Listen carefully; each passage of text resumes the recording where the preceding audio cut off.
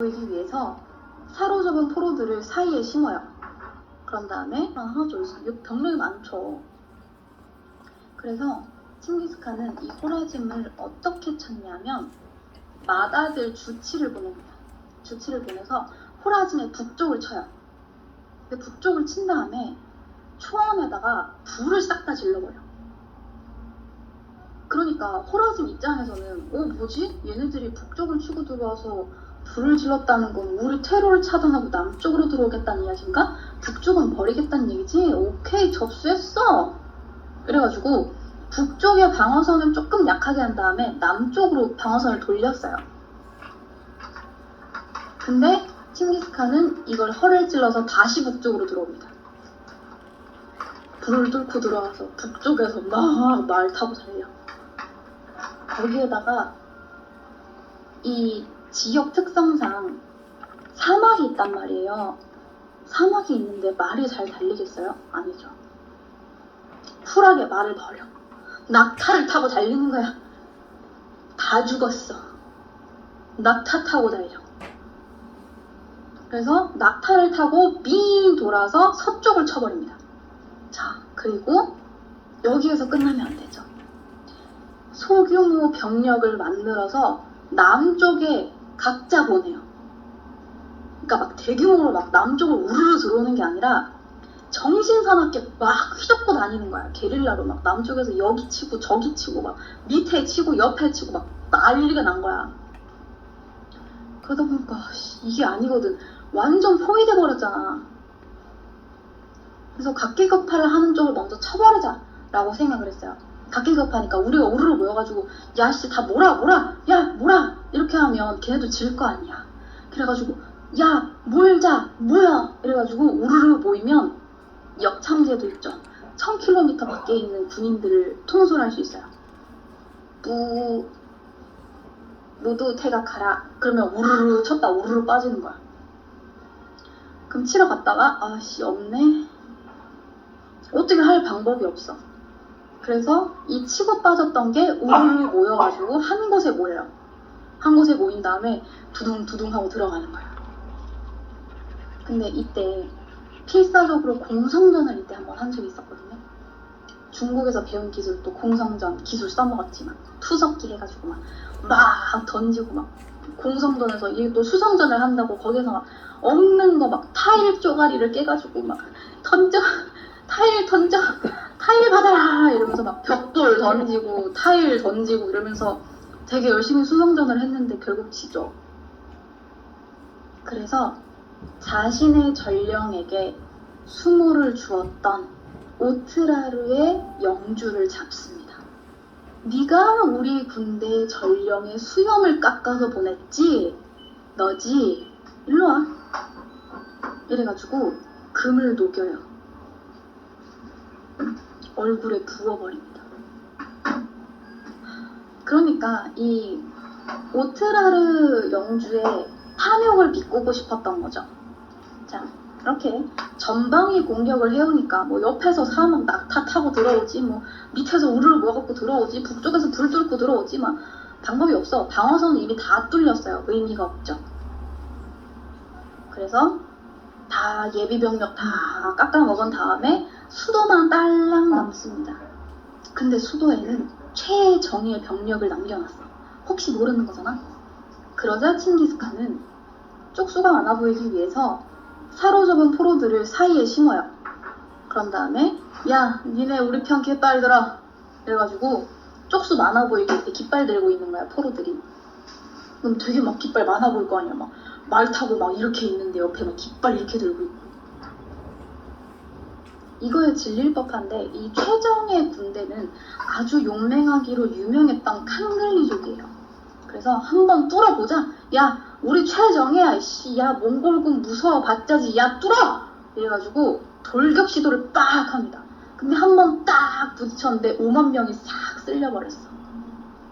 안 되네 하다가 이제 한 번 쓸려버리고 5일 만에 항복.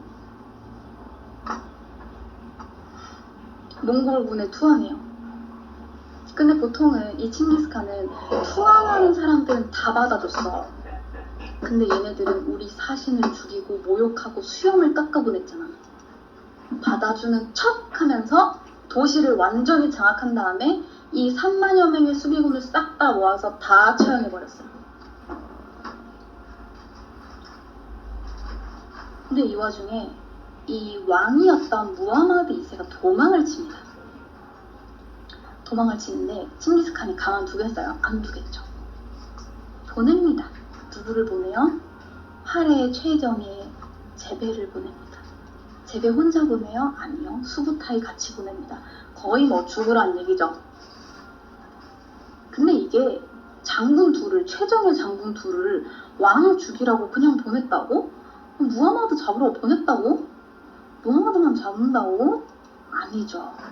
무하마드가 왕인데 그냥 막 도망치겠어요? 아니죠. 우리 우군, 우리 연합군, 다른 나라에 내가 아는 사람들 찾아가겠죠. 막 뛰어가지고 옆 나라로 가죠. 그러면 슬금슬금 제베랑 수부타이가 말을 타고 가가지고 어이구 옆 나라로 들어가시네. 옆 나라 한번 쓸어주고 그다음에 이제 막 또 도망을 치죠. 도망치면 이제 그 따라가면서 이제 쓸고 다니는 거야. 제베랑 수부타이가 쫓으면서 동시에 정복을 해버립니다. 그렇게 끝내 무하마드는 죽어요. 할 일을 다 한 다음에 죽어요. 근데 이렇게 호라즘의 예를 봤잖아. 우리가 얘네 사신을 접대를 제대로 못하면 우리도 적골이 나겠구나 라는 걸 봤잖아. 그래서 나중에는 이 다른 나라들이 몽골군에 자진납세를 하게 됩니다. 아, 제발 살려만 주세요. 이렇게 되는 거예요. 이게 어느 정도였냐면 서하의 왕이 칭기스칸 말년에 부탁을 합니다. 우리가 저기 한 달만, 딱 한 달만 주시면 저희가 싹 다 비워드릴게요. 나라를 비워드릴 테니까 제발 죽이지 마세요. 라고 부탁할 정도. 그러니까 왕이 우리 백성들을 다 이끌고 다른 나라 찾아갈 테니까 죽이지는 말아달라는 거야. 그냥 나라를 주겠다는 얘기예요. 근데 뭐 이렇게까지 할 필요 있어요? 라고 생각하겠지만 칭기스칸의 입장에서는 반드시 서하를 먹었어야겠어요. 왜냐하면 서하를 먹어야지 유럽 정복의 발판이 되거든요. 그래서 서하 왕이 이제 보다 보니까 이게 아닌 것 같거든. 딱 보니까 우리가 다음 타겟이야. 그래서 안 되겠다. 각이 안 나온다. 일단 지구 들어가 보자. 이렇게 해가지고 나라를 비워드릴게요. 딱 한 달만 주세요. 이렇게 한 거예요. 그래서 칭기스칸이 오케이. 한 달! 이렇게 했는데 칭기스칸의 건강이 좋지 않아서 한 달을 버티지 못하고 죽습니다. 근데 칭기스칸이 유언을 남겼어. 뭐라고 남겼냐면 나의 죽음을 알리지 말라. 서하 사람들이 땅을 비우고 나라를 나갈 때 서하의 사람들을 모조리 죽여버려라. 이렇게 죽은 거야. 그러니까 싹을 잘라버리겠다는 얘기예요. 만약에 이 서하의 사람들이 다 이동을 한 다음에 칭기스칸이 죽었댄다 라는 이야기를 들었으면 야, 땅 찾으러 갈래? 이렇게 될 거 아니에요. 그러니까 내가 남아있는 척 하면서 이 병력을 그대로 유지해서 서하 사람들을 싹 다 그냥 쓸어버리는 거죠. 그리고 유언대로 서하를 쓸어버립니다. 깔끔하게 정리를 해버렸어. 죽으면서 아들들한테 되게 좋은 말을 많이 남겨줬어요. 아들들한테 이런 이야기를 해줬어요.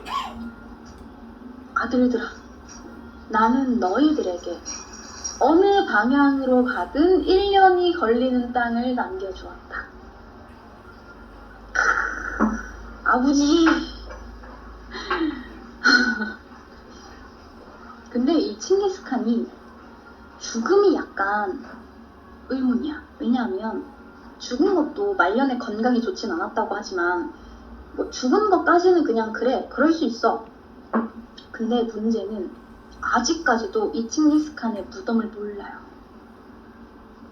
이 무덤에 40여 명의 미녀와 40여 명의 준마를 함께 묻었대요. 그러니까 순장을 하면서 거기에 당연히 뭐 막 훔친 약탈품들 다 넣었겠지. 근데 어디에 묻었는지 몰라요. 이걸 알리지 않기 위해서 칭기스칸의 이 장례식을 치르러 가는데 가는 도중에 보이는 모든 생명체를 다 죽였어요. 무덤의 위치를 알리지 않기 위해서. 자, 그래서 이 모든 생명체를 다 죽인 다음에 어디에다가 묻었는데 이 무덤을 숨기기 위해서 주위에 나무를 다 심었단 말이야. 숲을 만들었어. 근데 그 숲이 6,000제곱킬로미터예요. 6,000제곱킬로미터의 어딘가가 칭기스칸 무덤이에요. 아직도 못 찾았어. 자, 그래서 이렇게 위대한 정복왕이었던 칭기스칸이 사망합니다. 자, 이렇게 칭기스칸이 사망하니까 이 칭기스칸 밑에는 4명의 아들이 남았어요. 첫째가 그 유명한 인정받지 못한 주치부요. 둘째가 차카타이, 셋째가 오고타이, 넷째가 툴루일입니다. 500명의 부인들이 있었지만 나름 교통정리를 잘 했어요. 그래서 딱 4명의 아들들만 딱 남겨놓습니다. 근데 주치는 호라짐 쓸었던 것만 봐도 딱 봐도 전사형이에요. 근데 출생의 비밀을 안고 있지. 그래서 인정받을 수 없어요. 자, 그럼 둘째 차카타이는 완전 포악한 전사형이에요. 뭐? 누가 쳐들었다고? 야, 쓸어 이래버리는 거야. 그리고 셋째 오고타이는 그나마 좀 온화한 지략가 스타일이었어요. 자, 그러면 2대 몽골 제국의 칸은 누가 될까요? 오고타이가 2대 왕이 돼요. 2대 칸. 그리고 5대가 그 유명한 쿠빌라이고요. 쿠빌라이 칸이 원나라의 시조입니다. 자, 이렇게 2대 칸 오고타이가 금나라를 치고 유럽을 치게 됩니다. 그래서 이 몽골군의 위용이 유럽까지 퍼지게 돼요. 제일 첫 번째로 쳤던 곳은 러시아예요.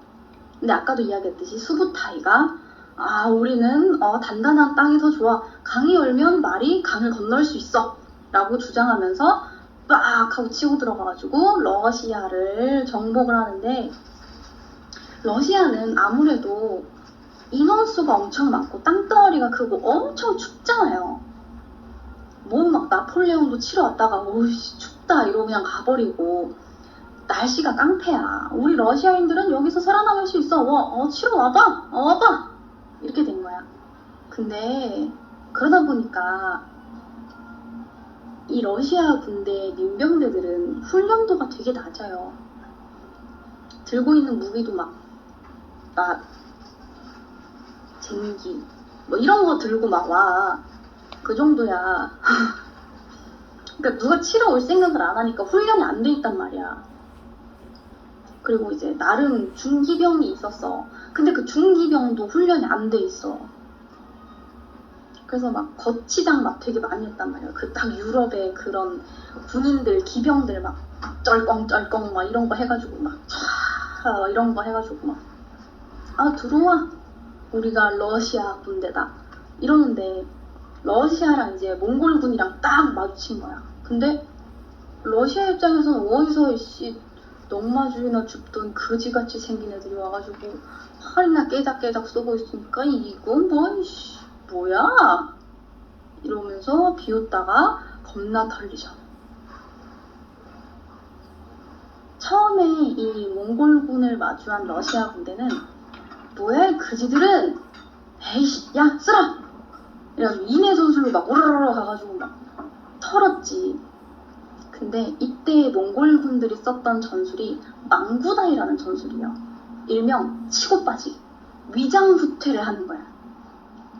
그래서 러시아 군대가 몽골군을 거의 다 이겼다라고 생각이 될 만큼 막 처참하게 깨져가지고 가는 거야. 막 말도 상처 입어서 막 쩔뚝쩔뚝 도망가고 사람도 막 이거 너무 아프다. 아이고 죽네 나 죽네 이러면서 도망을 가는 거야. 막 도망을 가는데 이게 아니 잡힐 듯 잡히지 않아. 이제 밤이 되니까 얘네도 도망을 가고 우리도 이제 도망가다 잠자고 우리도 쫓다가 잠은 자야 될 거 아니에요. 그래서 이제 막 캠프 치고 얘네도 캠프 치고 이래가지고 야, 잔 다음에 쟤네들 말은 이미 다 지쳤고 부상 입었고 우리 쫓아가면 내일 그냥 그냥 싹 다 잡아먹으면 되는 거야. 야, 가자. 자자. 이래가지고 딱 자. 근데 몽골군들은 사사삭 와가지고 캠프에서 지친 말들을 바꿔줘. 훈련 잘 된 체력이 만땅인 말들을 바꿔줘. 그런 다음에 싹 빠져. 그럼 이제 아침이 됐어. 야, 치러 가자. 이래가지고 나그닥 가는데 어이씨, 말들이 누가 이렇게 체력이 좋아. 가도 끝이 없어. 아, 근데 거의 다 잡았다 하는데 눈앞에 몽골 정규군이 다 있어. 그래서 몽골군의 본진을 마주하게 되고 싹 다 털려버립니다. 만약에 얘네들이 몽골군의 속도를 알았으면 속지 않았을 거야. 왜냐면 얘네들은 엄청 빠른데 왠지 우리가 잡을 수 있을 것 같거든. 그래서 얘네들이 싸우는데 진짜 속도를 몰랐던 거야. 그래서 이 러시아 군대가 우르르 막 얘네들을 끌고 가지고 20만 군대를 막 모여가지고 야, 우리 본진 쳐! 야, 이거 여기다가 캠프 만들고 너는 저기 가가지고 우리 천막 만들고 사령부 천막을 만들단 말이야. 그래가지고 막 여기서 땅 캠프를 이렇게 만들고 있어. 근데 몽골군들은 이미 앞 다쳤고 뒤까지 돌아서 뒤도 다 막았어. 눈 떠보니까 좌우에 사방에 다 적이네. 싹 포위돼서 싹 털려요.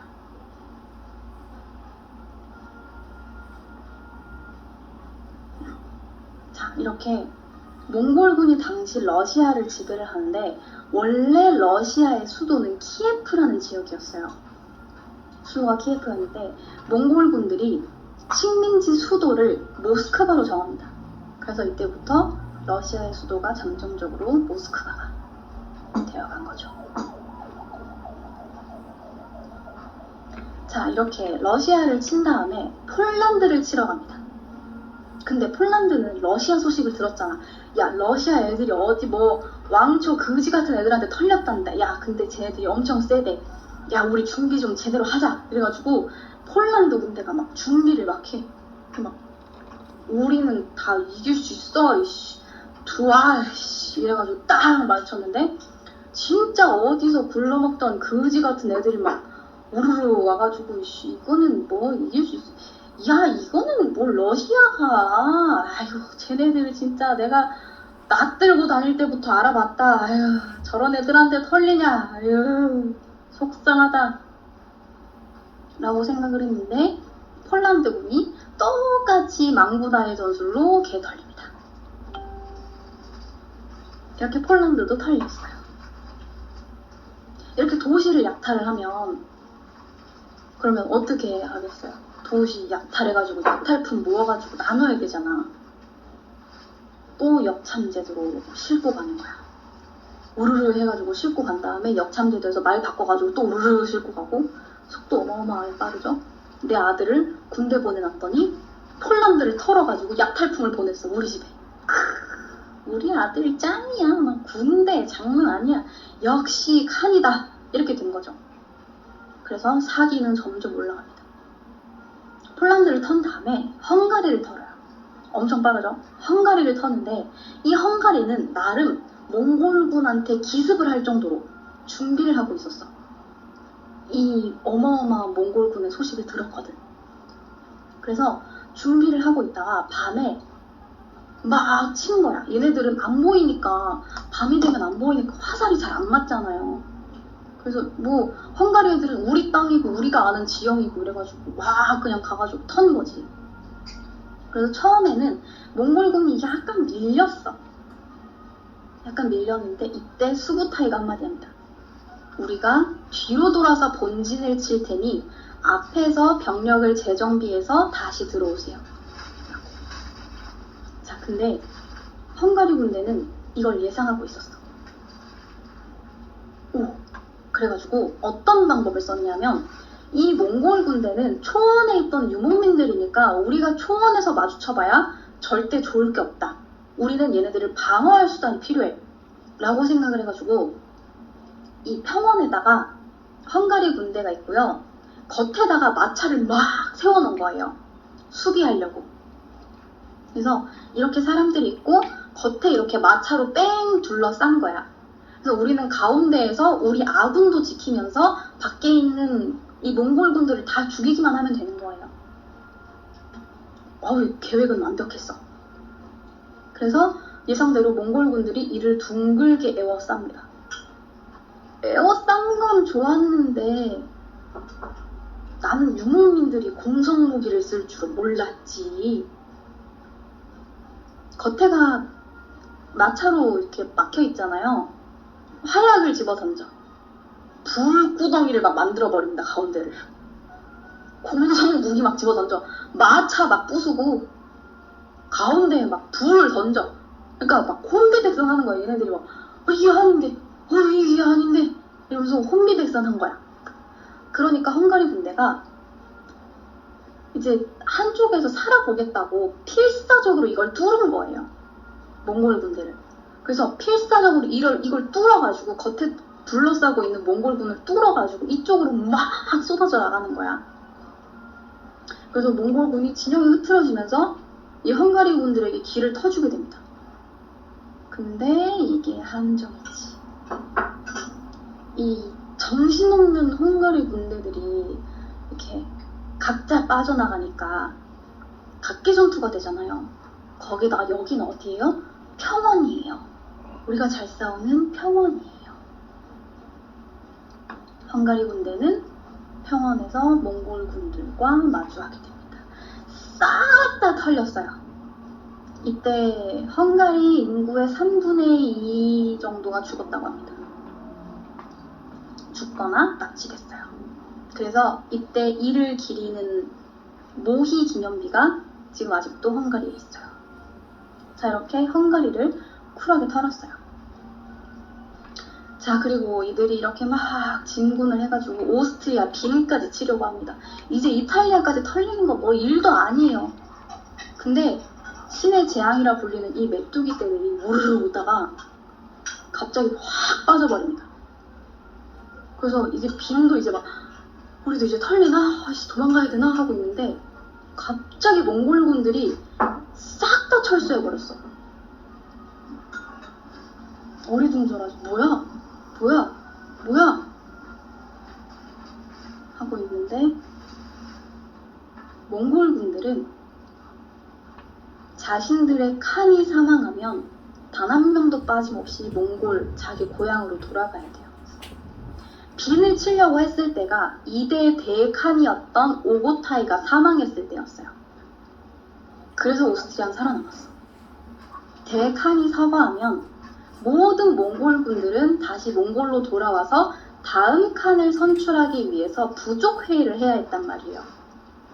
그래서 유럽에서 모든 몽골군이 다 빠졌던 거예요. 근데 유럽인들은 이걸 자기들이 잘해서 우리의 패기에 도망갔다 라고 생각을 하는데 칸이 죽어서 그랬어요. 칸이 안 죽었으면 아마 다 털렸을지도 몰라요. 이때부터 이 몽골군한테 털렸던 약간 아시아의 영향을 받았던 쪽이 지금 동유럽이 된 거고, 아예 이제 침입받지 않았던 완전 서양의 그것 날것의 그대로인 것들은 이제 서유럽으로 남아있는 거죠. 자, 그렇게 2대 오고타이 칸이 사망한 뒤에 다음 칸은 몽게 칸이 선출이 됐고, 그 다음에 이제 이슬람 원정을 하는데 일단 여기까지 하도록 합시다. 자, 여러분들 컨텐츠 듣느라 수고 많으셨습니다. 오늘 컨텐츠는 여기까지예요.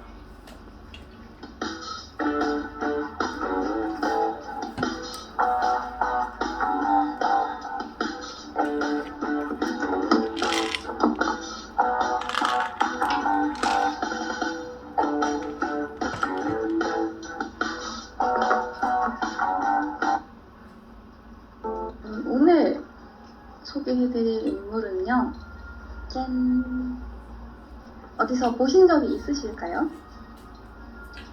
1162년 몽골족에서 한 아이가 태어납니다. 이름은 태무진이에요. 태무진.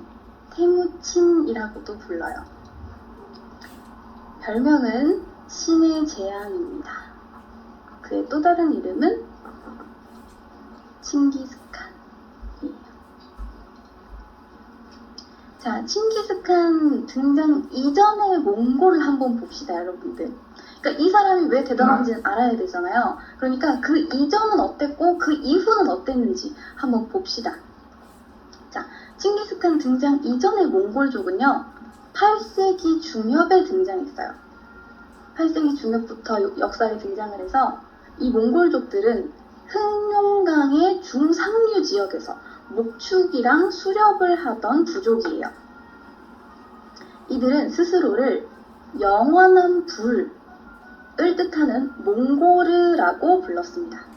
그렇게 11에서 12세기 전후에 몽골 고원에 진입을 하게 돼요. 근데 이 몽골족들의 전설에 따르면 이 사람들은 푸른 늑대와 흰 사슴의 후손이래요. 단군신화처럼 숨겨진 이야기가 있는 거예요. 늑대는 남성 전사를 뜻하고요. 흰 사슴은 여성 종교 지도자를 뜻해요. 그래서 이 둘이 낳은 바타차칸이라는 아이가 몽골족의 시조가 된 겁니다. 아시겠죠? 우리나라의 단군 같은 그런 이미지라고 생각하시면 돼요. 그래서 이 몽골족이 처음 딱 나왔을 때 시대적 상황은 당시 여진족, 금나라가 성장을 하면서 송나라가 남송으로 옮겨갈 때였어요. 그래서 이 금나라는 같은 유목민족이었던 거란족, 요 나라에게 핍박당하면서 막 내가 너네들 다 부셔버릴 거야 라면서 복수심을 키워서 요 나라를 멸망시키고 금나라가 딱 되었는데, 금나라가 실권을 딱 장악을 한 다음에 똑같이 자기들처럼 유목민족이었던 몽골군을 강하게 압박합니다. 그래서 어느 정도로 강하게 압박을 했냐면 산하 제한을 했어요. 애들을 일정 이상 못 낳게 했어. 더 많이 낳으면 병력을 키워서 자기들을 치러 올 테니까. 아니 근데 뭐 우리가 들은 몽골족들은 뭐 엄청 다 강하고 말 다 잘 타고 그냥 금나라가 엎어버리면 안 되는 거야? 라고 생각할 수 있겠지만 안 돼요. 당장은 힘들어요. 왜냐하면 당시 유목민족들은 겨울이 되면 막 모든 게 다 부족하잖아요. 물도 찾아다녀야 되고 막 우리가 키우던 양들 막 잡아야 되고 말 잡아야 되고 막 먹을 거 없어서 풀뿌리 뜯어먹고 이러고 있는데, 그렇기 때문에 우리 내에서 해결하지 않고 가가지고 약탈을 해서 다른 부족들을 쓸고 우리가 살아야 된단 말이에요. 그래서 각각의 중소부족이 한 50개가 있었어. 유목민족들이 같은 몽골족인데 시족끼리 모여가지고 50개가 서로 막 겨울만 되면 싸워대는 거야. 그러니까 뭉칠 수가 없는 거지. 서로 털리는 이 관계 안에서 조금이라도 더 강한 리더 밑에 들어가야만 얘네들은 살아남을 수 있는 거예요. 그래서 힘이 진리다 라는 것을 깨달은 이 몽골족들은 언제든지 내가 지지하는 리더를 버릴 수 있었어. 왜냐하면 내가 얘한테 의리를 지킨다고 해서 얘가 나를 보호해줄 수 있는 건 아니잖아요. 더 강한 리더 밑에 들어가야지만 내가 살아남을 수 있잖아. 그쵸? 그래서 철저하게 힘의 논리를 따져서 무조건 배신했어요. 그렇기 때문에 누가 막 야 다 내 밑으로 들어와, 야 다 들어와, 이게 안 되는 거야. 그리고 만약에 다른 부족에서 누가 나한테 넘겨오잖아요. 그러면 나는 내가 너네들 다 지켜줄게. 내가 너네들 다 복수해줄게 라고 하면서 넘어온 그쪽 부족들을 다 털어야 되는 거예요. 무조건. 리더는 나의 리더십을 보여줘야 되기 때문에. 이해하시겠어요? 그래서 몽골족들은 절대 단합할 수가 없어요. 근데 금나라는 이걸 이용했어요. 몽골족들 사이에 부족 간의 내부 분열을 막 일으키는 거예요. 절대 금나라에 대항할 수 없도록 내부 분열을 만들어 놓는 거야. 자, 그런데 이 철저한 힘의 논리를 따르는 유목민족인 몽골족을 통합시킨 것도 모자라 금나라에게 항복을 받아낸 인물이 바로 칭기스칸이에요. 자, 이제 대충 얼마나 대단한지 감이 오죠? 이 칭기스칸의 본명은 보르지긴 테무진이에요. 그러니까 보르지긴 씨족의 부족장이었던 아버지 예수게이의 밑에서 태어났어요. 자, 근데 왜 테무진이라고 지었냐면 이 예수게이가 타타르족이라는 다른 부족과 전투에서 승리를 했어요. 그런데 이 타타르족과 승리를 할 때쯤 이 아이가 태어난 거야. 그래서 그 타타르족의 부족장 이름이 테무진우게였단 말이에요. 그래서 이 부족장의 이름을 따와서 그대로 아이한테 붙여준 거예요. 그래서 이름이 테무진이 됩니다. 자, 근데 테무진의 엄마는 원래 다른 남자랑 결혼해 있었는데 예수게이가 납치를 해가지고 내 마누라 해! 이렇게 해가지고 아내가 된 케이스입니다. 몽골족들은 그런 게 엄청나게 잦았어요. 그냥 일상이었어. 내가 약탈하면 다 내 건 거야. 물건이고 사람이고 다. 무조건. 힘의 논리. 그런데 그렇게 태무진이 9살쯤 됐을 때 아니 뭐 부족장의 아들이면 뭐 그렇게 고생했겠어요. 그죠? 근데 이 태무진이 9살쯤 됐을 때 아버지 예수게이가 태무진을 다른 부족의 보르테라는 여자아이와 약혼을 시켰는데 돌아오는 길에 타타르인에게 독살을 당했어요. 정말 비겁한 일이었어요. 진짜 비겁한 거였어요. 왜냐하면 몽골족들은 무조건 자신의 식객한테는 다 잘해줘야 되는데 자기가 이길 수 없을 것 같으니까 손님인 척 받아주고 음식에다가 독을 타서 죽여버린 거예요. 진짜 치사한 거야 이거. 그렇게 아버지 예수게이가 강력한 부족장이었던 아버지 예수게이가 사망하자 부족장이 죽었잖아. 누가 우리를 지켜주지? 9살짜리 얘? 말도 안 돼. 우리 다 죽어. 야 가자. 이러고 짐 싸서 보르지긴 이 씨족들이 다 그냥 뿔뿔이 다 흩어지는 거예요. 의리라고는 요만큼도 없어요. 원래 몽골족들이 그래요. 바로 갈아탑니다. 그러자 정말 어머니랑 형제 포함해서 성인 남성 단 한 명도 없이 이 부족에 9명이 남아요. 근데 9명이서 초원을 어떻게 관리해요? 어떻게 말을 키우고 어떻게 양을 키우고 어떻게 해? 그리고 만약에 초원을 지킨다고 해도 성인 남성 한 명도 없는데 다른 부족이 쳐들어오면 우리는 어떻게 해요? 엄마는 끌려갈 거고 우리는 그 부족 밑에 살아야 되는데 안 되잖아요. 그래서 산으로 떠돕니다. 뭐 양고기, 우유, 택도 없죠. 풀 뜯어먹으면서 살았어요. 풀뿌리 막 뜯어먹고 막 물고기 막 잡아가지고 먹고 살았어. 유목민이. 겨우겨우 살아남았는데 이 보르지긴 씨족이 다 없어졌다라는 이야기를 듣고 곧 타이치 우드족이 쳐들어옵니다. 그래서 9명밖에 이 안 남은 가족들마저도 다 뿔뿔이 흩어지게 돼요. 이 태무진을 데리고 가서 포로처럼 노예처럼 학대를 했어요. 그래서 이때 받았던 학대 때문에 이후에 건강이 그다지 좋지 않았다고 할 정도로 수년간 엄청나게 고생했어. 그렇게 고생 막 학대 당하다가 이제 막 탈출을 하려고 열심히 탈출을 딱 했는데 도망을 쳤는데 추격대가 쫓아오는 거예요. 그래서 이 태무진이 열심히 도망을 가가지고 눈앞에 보이는 강에 팍 뛰어들었어. 밤에 어두우니까 뛰어들면 안 보이겠지 싶어가지고 이렇게 강에 들어가가지고 쳐다본 거야. 숨을 쉬어야겠고 지나가는지는 봐야 되잖아.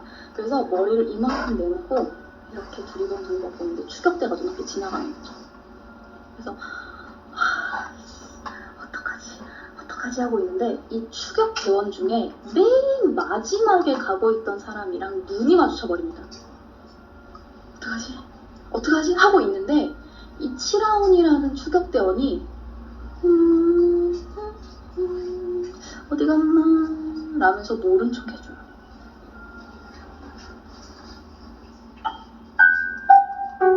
안녕하세요. 피아니스트 김광민입니다.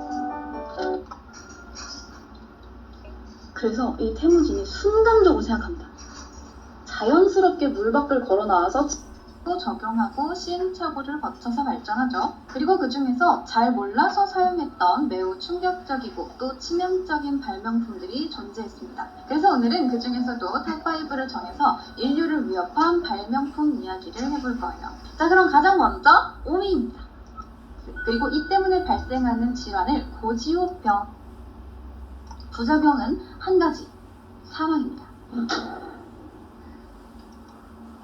오늘은 인류 역사상 가장 충격적인 발명품 탑5를 알아보려고 합니다. 초록색 유행은 사그라들었는데 그러나 그마저도 바로 없어진 부작용은 한 가지, 사망입니다. 오늘은 인류 역사상 가장 충격적인 발명품 탑5를 알아보려고 합니다. 인간은 많은 것들을 발견하고 적용하고 시행착오를 거쳐서 발전하죠. 그리고 그 중에서 잘 몰라서 사용했던 매우 충격적이고 또 치명적인 발명품들이 존재했습니다. 그래서 오늘은 그 중에서도 탑5를 정해서 인류를 위협한 발명품 이야기를 해볼 거예요. 자, 그럼 가장 먼저 오미입니다. 알프레드 칼턴 길버트라는 사람은 미국의 발명가이자 육상 선수이자 사업가였습니다. 1884년 미국에서 태어난 길버트는 1902년 예일대학교에 편입해서 스포츠 의학 학위를 받고 1900년 턱걸이 세계 기록을 세우고 1906년에는 장대 높이뛰기 세계 기록을 갱신했으며 1908년에는 올림픽에서 장대 높이뛰기로 금메달을 획득할 정도로 뛰어난 운동선수였습니다. 이 외에도 취미로 마술을 하다가 마술쇼까지 할 정도로 재주가 참 많은 길버트는 대학 졸업 이후 전공으로 먹고 살기를 포기하고 사업을 시작합니다. 처음은 마술 도구를 파는 사업이었고 이후 점차 늘려서 장난감까지 판매하는 사업으로 성장하게 되는데 1935년에는 마술 도구와 장난감을 3천만 개 이상 팔아서 사업을 성공적으로 이끌어갔고 이후에는 화학 실험 세트나 현미경 같은 과학 상자 개념의 과학 기자재를 추가 판매하면서 아예 교육용 장난감으로 사업을 변경하게 됩니다. 처음에는 이렉터 세트라는 아주 건설적인 장난감을 판매했지만 점점 이 나라의 꿈나무들을 더욱더 강인하게 키우기를 원했던 건지 과학은 실전이다 꼬맹이들아를 일깨워주고 싶었던 건지 1920년쯤부터 본격적으로 실전에 돌입합니다. 소개해드릴 첫 번째 길버트 아저씨의 장난감은 바로바로 길버트 유리 제조 세트입니다.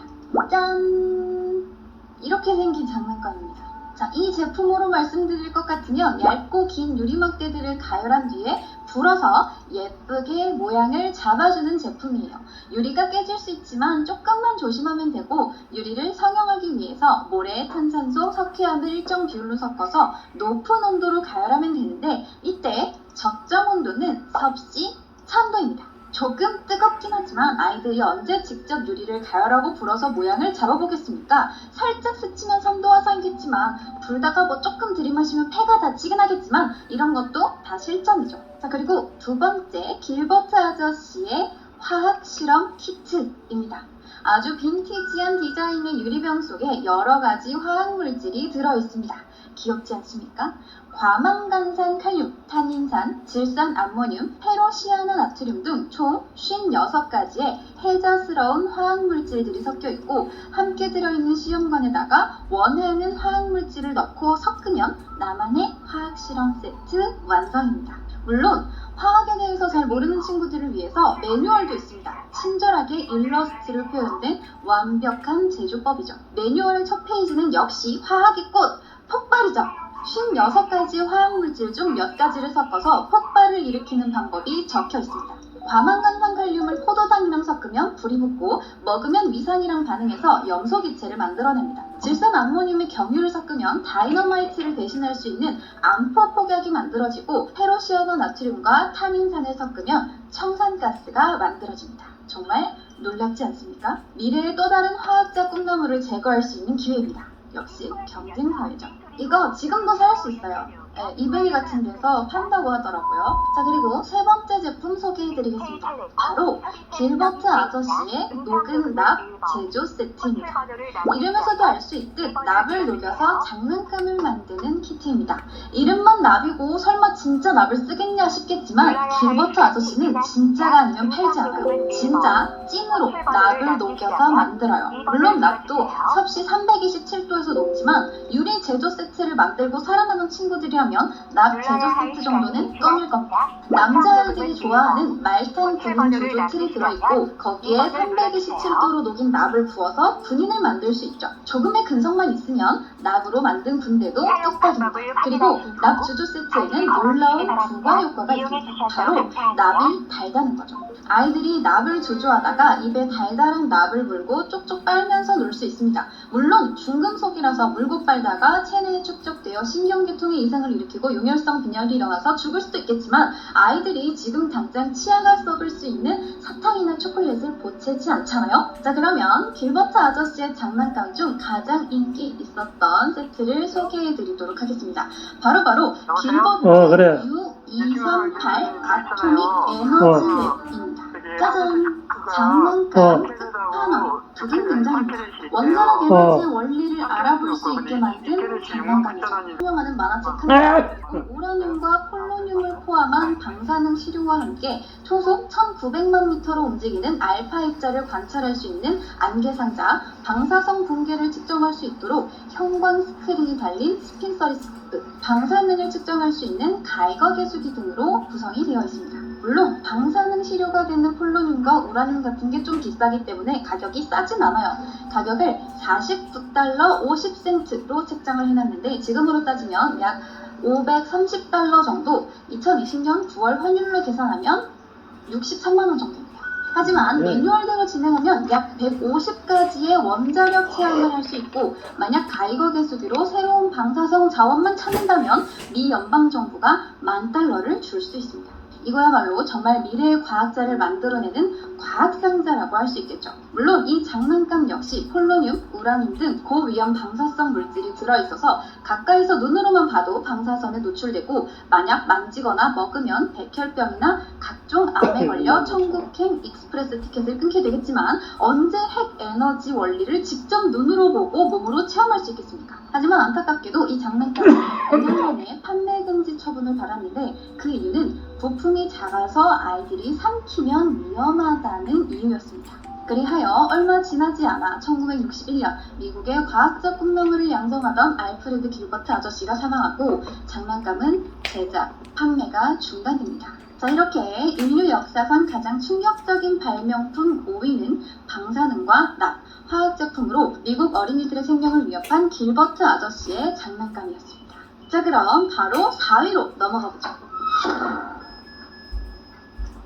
4위는 바로 화장품입니다. 물론 그냥 화장품은 아니고 약 300년 전 조선의 화혁공주도 사용하고 약 450년 전 엘리자베스 여왕도 사용했으며 그보다 훨씬 전부터 사랑받은 매우 전통 있고 유래 깊은 화장품입니다. 화장품 자체도 굉장히 오래된 문화예요. 기원전 4000년 전 고대 이집트 시대의 유물로 화장품이 발견되기도 했고 이집트는 당시 무겁고 건조한 기후, 곤충, 태양, 모래바람 등으로부터 피부를 보호하기 위해서 왕족을 중심으로 동식물성 오일을 피부에 바르고 화려한 색조 화장도 했다고 하는데 여자는 흰색이나 황색으로 피부를 칠하고 입술과 뺨은 고운 붉은 흙을 이용하여 붉게 물들었으며 눈은 주로 말라카이트나 공석석을 빨아서 나일 블루라는 블루 계열의 눈 화장을 해서 아주 시원하게 보이도록 하고 강한 태양으로부터 눈을 보호하기 위해 아이라인을 칠했다고 합니다. 특히 아이라인 꼬리 부분은 길게 연장해서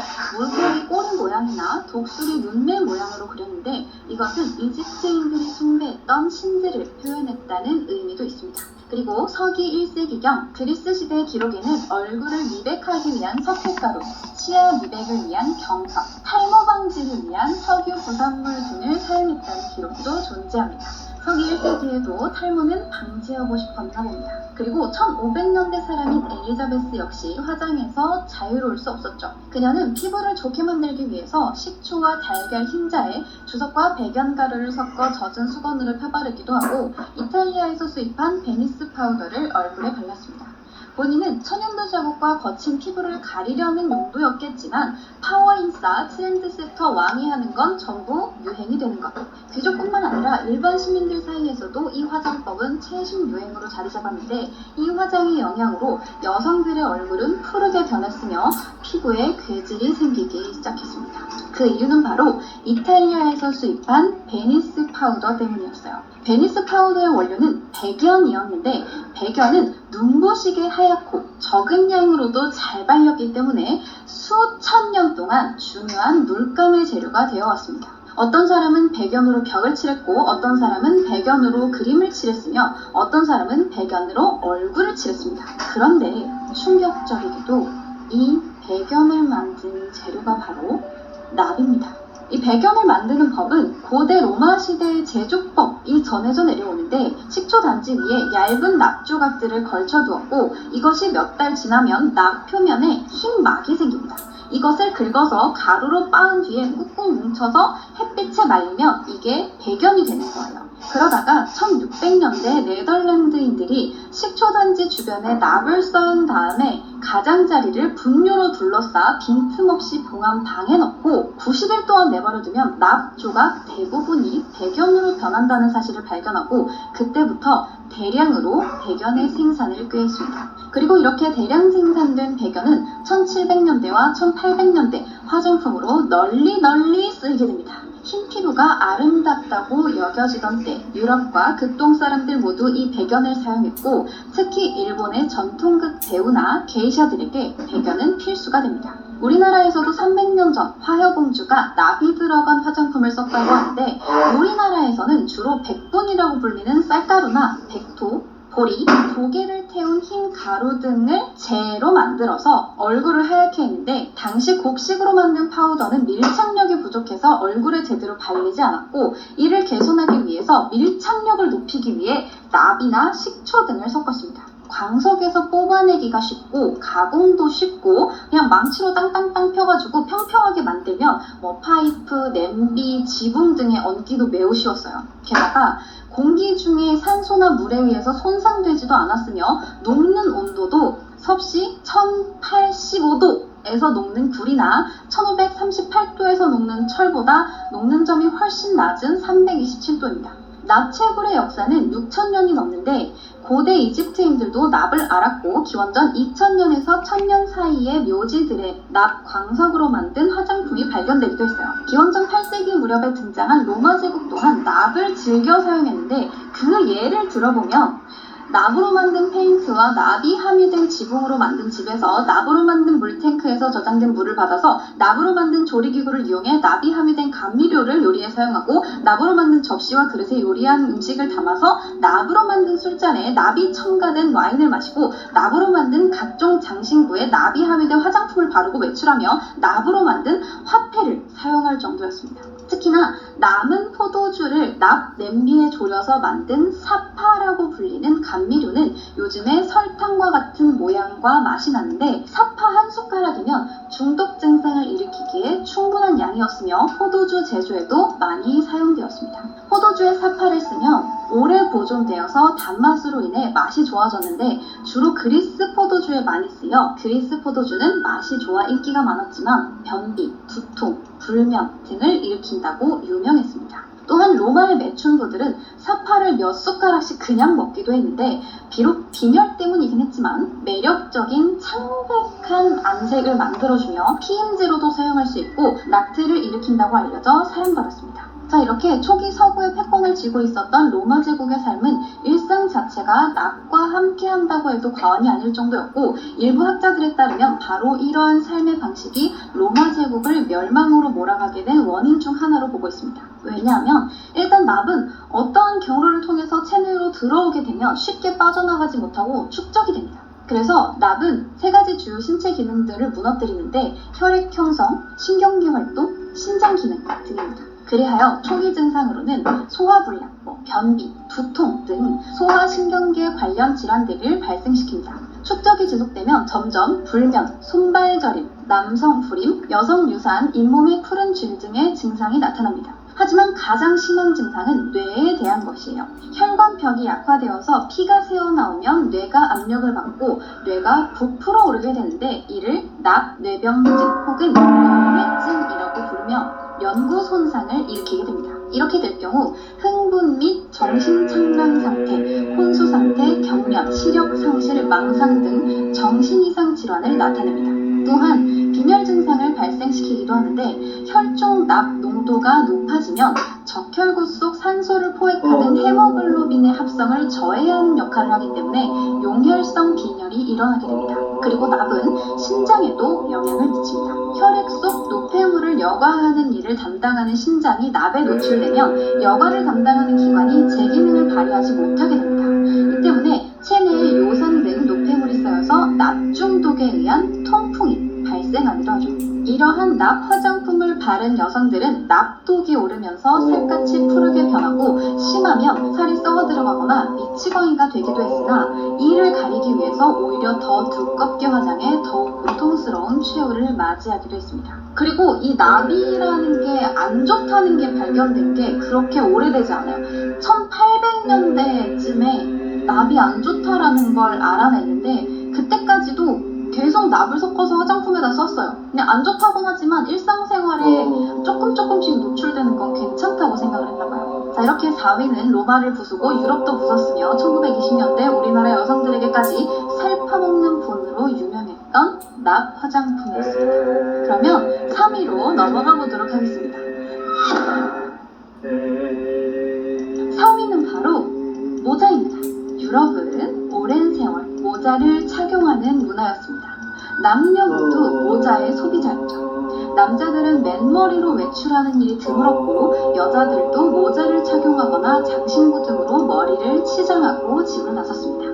모자는 주로 펠트로 만들었는데 주로 토끼나 사양시 같이 매끄러운 짐승의 모피를 이용해서 만들었죠. 펠트를 만드는 방법은 펼쳐놓은 털 위에 얇은 천을 한 겹 더 덮고 그 위에 비눗물을 조금 뿌리고 30분간 손바닥으로 막 문지르면 얇은 천 아래로 질기면서도 폭신한 천 한 조각이 만들어지는데 이것이 바로 펠트입니다. 펠트는 양모나 인조섬 위에 습기나 열을 가해서 압축시킨 천으로 보온성이나 충격을 완화시키는 성질이 우수해 펠트로 모자를 만들거나 패드로 쓰였습니다. 그러던 중 1500년대 전후에 비버의 털을 압착해서 만든 펠트 모자가 가장 이상적인 탄력과 윤기를 보인다는 사실이 알려지면서 일부 부유층들이 비버 털로 만든 펠트 모자를 착용하기 시작했고 이 유행은 전 유럽을 뒤덮게 됩니다.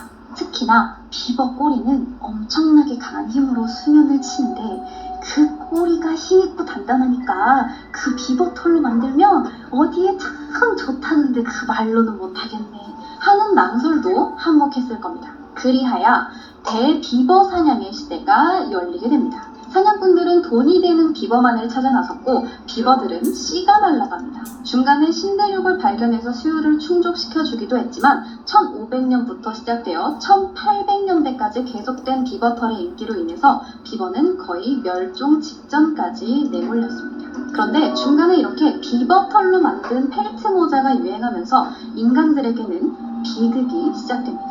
때는 바야흐로 11세기부터 13세기 말까지 이어진 십자군 전쟁. 십자군 전쟁 당시 이슬람 땅에 들어온 유럽의 기사들은 이슬람에서 많은 문물을 배우게 되는데 펠트 제조 기술도 그중 하나였습니다.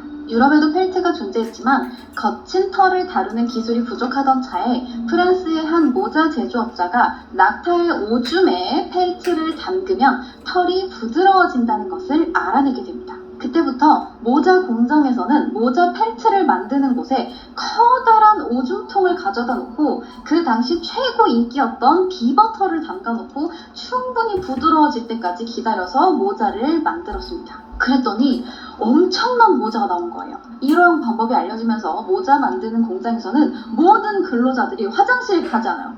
오줌통을 갖다 놓고 거기에 전부 다 오줌을 싸는 거예요. 그래서 이 비버터를 넣고 그 오줌에다가 치대고 빤 거야. 이렇게 짐승의 털로 모자를 만드는 사람을 해터라고 부릅니다. 그런데 어느 날 모자를 만들기 위해서 털을 오줌에 담그고 처리하는 과정에서 어느 날 유독 한 근로자가 오줌을 잔뜩 싼 날에만 담가놓은 털이 금방 부드러워지는 현상을 알아내게 됩니다. 다들 이유를 몰랐으나 우연히 그가 매독 환자라는 사실을 나중에 알게 되죠. 그렇다면 매독에 걸린 사람의 오줌이 특별한 걸까요? 아닙니다. 그 시절 매독에 걸리면 정화요법이라고 해서 목욕이랑 수은을 처방을 했어요. 물론 일반적인 목욕이 아니라 수은 흥증 치료입니다. 밀폐된 나무 상자에 화로를 피워서 150도가 될 때까지 덮인 뒤에 수은을 뿌려서 기화를 시켜요. 그러고는 환자는 머리만 내놓은 상태로 그 안에 가둬두고 수은 찜질을 시킵니다. 그렇게 약 10번 정도만 진행하면 매독으로 인한 발진이 사라지는 걸 경험할 수 있는데 이때 기화된 수은을 들이마시는 것을 수은 증기 흡입법이라고 부르는데 이걸 함께 병행하면 더 빠른 효과를 볼 수 있었다고 해요. 부작용은 한 가지, 사망입니다. 자, 이것은 비단 서양의 이야기만이 아니라 동서양이 공통으로 매독의 수은을 활용했을 정도로 수은은 실제로 살균 효과를 지니고 있었고 페니실린과 같은 약들이 개발되기 전까지는 돼지 기름에 수은을 섞어 바르는 수은 연고, 알약처럼 먹는 수은 알약, 주사기로 몸에 주입하는 수은 주사기 등 여러 가지 약품의 형태로 계속 사용이 됐습니다. 수은이 항생제로 사용될 수 있었던 이유는 여러 가지일 수 있는데 그중 가장 강력한 요인은 단백질 구조의 변화를 일으킬 수 있다는 거예요. 기본적으로 수은은 세포막을 통과하기 쉬운 특성이 있습니다. 세포막을 통과한 수은은 세포의 기능을 저하 또는 파괴할 수 있기 때문에 단세포로 이루어진 매독균을 포함한 대부분의 균류에 어느 정도 항생제로서의 기능을 수행할 수 있었던 거죠. 털을 부드럽게 만들었던 해터가 수은 알약을 먹었는지 수은 증기 흡입법을 했는지 알 수는 없지만 매독 환자의 소변이 털을 더욱 부드럽게 하는 특별한 오줌을 만들어낼 수 있다는 걸 알아낸 해터들은 너도나도 그냥 오줌통을 비우고 물을 채운 다음에 질산과 혼합한 수은을 붓고 맨손으로 하루 종일 비버터를 담그고 치대고 빨아댔습니다. 좁은 공간에는 기화된 수은으로 가득 찼고 근로자들은 코와 입으로 하루 종일 수은을 들이마십니다. 동물의 털을 수은 용제에 담가 가공하는 기법을 캐로팅이라고 합니다. 한국어로 표현하면 당근법이에요. 질산 수은이 모근의 단백질의 구조를 변화시켜서 모근을 부드럽게 만들어준과 동시에 가죽 표면이 당근의 색처럼 변한다라고 해서 이를 캐로팅이라고 불렀습니다. 이러한 변화가 일어나면 모근이 약해져 있었던 털을 무더기로 뜯어낼 수 있었죠. 이것을 뭉쳐서 펠트로 만드는 겁니다. 이 캐러팅 방법이 프랑스에서 영국으로 북아메리카로 전파되면서 모자 제조업자, 특히나 아무것도 모른 채 하루 종일 수은 용제에 맨손을 담그고 일해야만 했던 유럽과 북아메리카의 노동자들이 최대 피해자였습니다. 모자 제작 산업에서 모피를 강화하는 사람부터 마지막에 모양을 잡는 사람까지 보통 털 불어넣기 형성, 풀칠, 다림질, 방수 가공 등 여러 단계를 거쳐서 가공이 되는데 이들 모두가 수은에 노출됐습니다. 오랜 기간 동물의 털로 수없이 많은 모자를 만들면서 수은에 노출되는 근로자 수도 기하급수적으로 늘어났죠. 그리고 유럽을 시작으로 북아메리카에서 모자 공장에 다니던 노동자들이 손을 바들바들 떨기 시작합니다. 처음엔 술 때문이라고 생각했어요. 그런데 피부에 물집이 잡혀서 부풀어 오르고 머리카락과 손톱이 빠져버립니다. 병인가 싶었죠. 그런데 치아가 검게 변해버리고 말을 더듬고 어제 있었던 일조차 기억하지 못하게 되면서 공장에서 해고당한 채 원인도 모르는 극심한 통증에서 죽어가기 시작합니다. 대체 왜 이렇게 되는 걸까요? 앞서 수은 작용에 대해서 다시 생각을 해봅시다. 투과성이 좋은 수은은 세포막을 비교적 자유롭게 통과할 수 있고 깊숙한 곳까지 침투해서 세포의 기능을 저하 또는 파괴할 수 있다고 했죠. 이 능력 때문에 항생제 효과를 낼 수 있었지만 잘 생각해보면 이것은 우리를 이루고 있는 세포에도 치명적인 영향을 줄 수 있다는 걸 의미합니다. 이렇게 되면 생모피의 모근을 변화시킬 수 있었던 것처럼 신경세포 단백질의 변성을 일으켜 기능을 소실시킬 수 있고 심한 경우 뇌의 신경세포까지 침투할 수 있습니다. 수은 중독은 보통 급성과 만성으로 나뉘는데 급성 중독은 치사량의 수은에 갑자기 노출된 경우이고 만성 중독은 매일 신체가 배출할 수 있는 수준을 초과한 양을 소량이지만 계속해서 복용한 경우예요. 급성 수은 중독에 걸리면 신장, 장, 입에 이상이 생기며 구토, 위통, 호흡 곤란 등을 겪게 되는데 이렇게까지 되면 다른 증상들이 더 드러나기도 전에 죽을 수 있습니다. 보통은 사망까지 일주일 정도 걸리고 최장 3주를 견뎠다는 사람도 존재합니다. 만성수은 중독의 경우는 주로 중추신경계가 손상이 돼서 전반적인 쇠약, 정신이상과 신경과민, 기억력 감퇴, 우울 등이 있습니다. 그리고 가장 눈에 띄는 증상은 떨림 현상이에요. 모자 장수들이 대부분 보이는 증상과 동일했습니다. 왜 손을 떠는지, 왜 미쳐가는지도 알지 못한 채 모자를 만들어 가던 수많은 사람들이 수은 중독으로 사망하거나 미쳐갔습니다. 그래서 수족을 제대로 가누지 못하고 알아듣지 못할 말을 중얼거리는 그들을 두고 1700년대 영국 사회는 모자장이만큼 미친 as mad as a hatter 혹은 모자장수 떨림 the hatter shakes 라는 유행어를 만들어냅니다. 이러한 이유로 1860년대 쓰여진 루이스 캐롤의 동화 이상한 나라의 앨리스에서 모자장수는 늘 미쳐 있습니다. 이렇게 수많은 미친 모자장이를 만들어낸 끔찍한 캐로팅은 사람들이 300년간 지속되어온 비버털 모자의 실증을 느끼게 되고 그때쯤 사람들의 니즈를 충족시켜줄 실크 모자라는 새로운 모자가 등장하게 되었던 1900년대 중반이 되어서야 끝이 납니다. 자, 3위는 앨리스의 미친 모자 장수의 모티브가 된 수은 모자 이야기였습니다. 그러면 2위 바로 넘어가 보자. 2위는 바로 야광시계입니다. 지금 야광시계를 쓰고 계시는 분들은 조금 흠칫할 수 있어요. 야광시계가 왜 충격적인 발명품이 됐을까요? 바로 20세기 초에 만들어졌던 야광시계는 특별하기 때문이죠. 야광시계의 시작은 1898년으로 거슬러 올라갑니다. 피에르 큐리와 마리 큐리 부부는 같은 질량의 기준에 따라 우라늄보다 약 300만 배 더 강한 광선을 내는 새로운 원소 라듐과 약 4천만 배 강한 폴로늄을 발견했습니다. 제가 이야기하는 이 기준은 반감기의 기준이에요. 근데 뭐 내뿜는 게 어느 정도 강하냐 이거에 따라서 다 기준이 다르기 때문에 어디는 그냥 300배일 수도 있는 거고 어디는 300만 배일 수도 있는 거고 어디는 4천만 배일 수도 있는 거예요. 그러니까 기준에 따라서인 겁니다. 제 기준은 반감기의 기준이에요. 그중 라듐은 빛을 방사한다는 라틴어에서 가져온 이름인데요. 베크렐과 큐리 부부는 이 공로로 1903년 노벨 물리학상을 공동 수상하는 영광도 얻었습니다. 방사능의 위험성이 알려지지 않은 1900년대 초반, 사람들은 방사성 원소인 라듐에 열광했습니다. 어둠 속에서 아름다운 녹색빛을 뿜어내는 신비한 물질에 매혹된 거죠.